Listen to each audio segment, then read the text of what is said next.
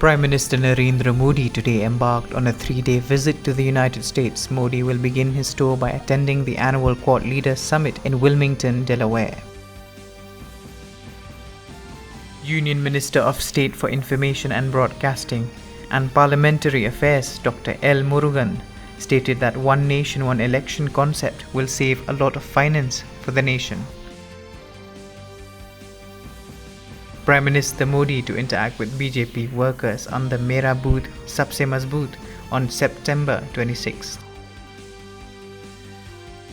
Union Health Minister Jagat Prakash Nadda today asserted that expansion of health schemes aims to benefit 6 crore senior citizens. Union Cabinet Minister for Environment, Forest and Climate Change Bhupendra Yadav participated in the International Coastal Cleanup Day drive and the ongoing Swachhata Hi Seva campaign in Mumbai today.